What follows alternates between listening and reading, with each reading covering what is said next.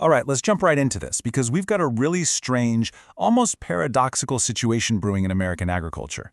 You've got farmers out there pulling in some of the biggest crops they've ever seen, but at the same time, a lot of them are staring down a potential financial crisis. It doesn't make a lot of sense, right? And to top it all off, a massive government report is about to drop. And believe me, the stakes could not be higher. Yeah, just check out this quote. This comes from an analyst who's right there on the ground in Mayville, North Dakota, and wow, does it nail the feeling out there. Just imagine that for a second.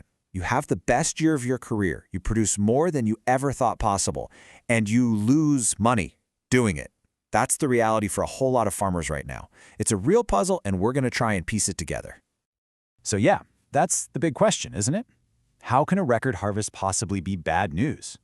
Well, to figure this out, we've got to look past those big, flashy yield numbers. The real story, the one that matters, really gets started once the crop actually leaves the field.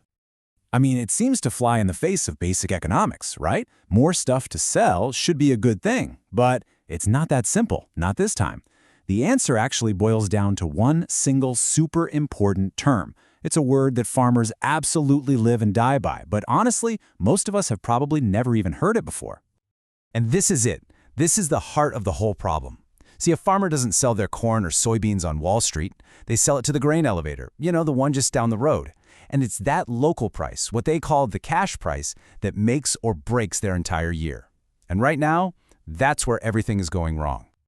Okay, so here's where the big disconnect happens. You might have a trader in Chicago looking at the futures market, and that price, the paper price, might look great, but that's not what the farmer gets. The reality is, if the local elevator is stuffed to the gills with grain and they can't find anyone to buy it, what do? They have to slash the real price they're offering to farmers. It's like a game of hot potato, and the farmer is the last one left holding it. One analyst put it in a way that just makes perfect sense. He said, it's not good to have a taco stand and make a bunch of tacos and have no clients. And that's exactly what's happening. American farms have produced this mountain of grain, but the customers just aren't there. So everything gets backed up, the elevators get clogged, and that creates this huge bottleneck that just crushes the local price. So with all this uncertainty swirling around, everyone's attention is now turning to one of the most important days on the entire agricultural calendar. I mean, everyone. Farmers, traders in New York and Shanghai, you name it. They are all waiting for one single government report that has the power to flip this whole story on its head. And that report is called the WASDE report. Every single month, the USDA drops these numbers, and trust me, it is a huge deal. This is the government's official best guess on how much stuff we grew and how much the world is going to need. Literally billions of dollars can change hands based on what this one report says.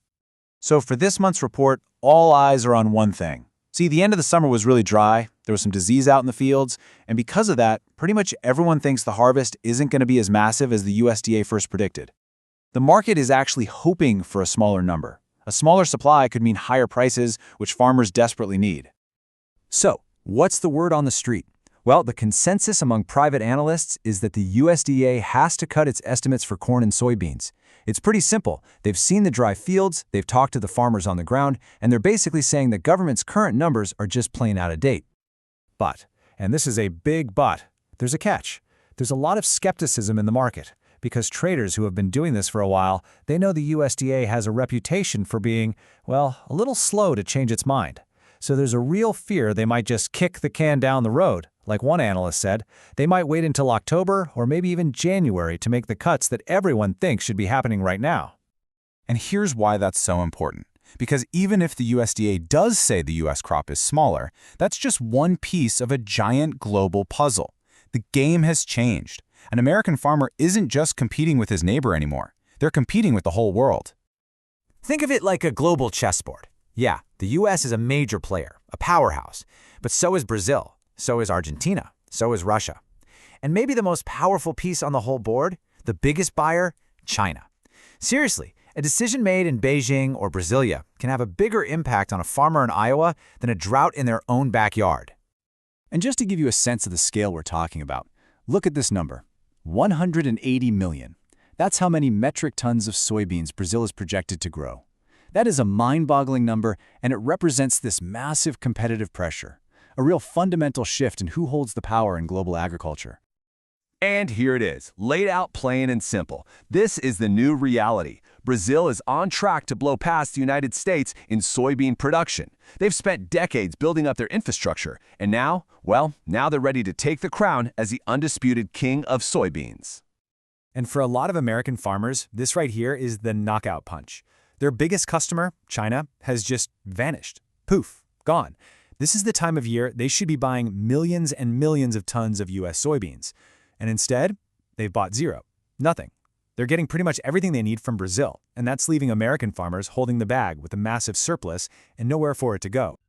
Okay, but just when you think you've got the story figured out, it gets even more complicated. Because while the grain farmers are absolutely drowning in too much supply, there's another huge part of American agriculture that's dealing with the exact opposite problem. It's like we're about to step into a totally different world. So let's shift gears from the grain fields to the dinner plate. Let's talk about livestock. In the cattle market, things couldn't be more different. Supply's super tight, and demand from us, the American consumers, is through the roof. And that has created a completely different economic picture for ranchers. You know, one analyst in Fargo, North Dakota told this story that really paints the picture. He said he drove down to a Texas roadhouse at 9 o'clock at night, and the place was still packed. People are paying historically high prices for beef, but we just keep buying it. That relentless demand is what's keeping the cattle market so strong. So there you have it, a tale of two completely different agricultural worlds happening at the same time. On one side, you've got grain farmers getting hammered by too much supply and no one to buy it overseas. And on the other, you have cattle ranchers who are actually doing pretty well because of tight supplies and huge demand right here at home. It's just a powerful reminder that you can't paint American agriculture with a single brush. Okay, so let's tie all of this together. What does this all actually mean for the American farmer as they head into what might be one of the most uncertain harvests anyone can remember? The bottom line is, they're caught in a perfect storm. It's a total squeeze. They're trapped between logistical problems at home and these massive competitive pressures from around the globe. They're facing a genuine crisis of profitability, where their only choices are to sell this amazing record crop at a loss or pay a fortune to store it and just hope things get better. And that better day might hinge entirely on something completely out of their control, like a trade deal with China. And all of this leads us to one final, really critical question. For decades, the name of the game in farming was yield. Grow more, get more out of every acre. But what this crisis is showing us, loud and clear, is that just growing a lot of something isn't enough anymore, not by a long shot.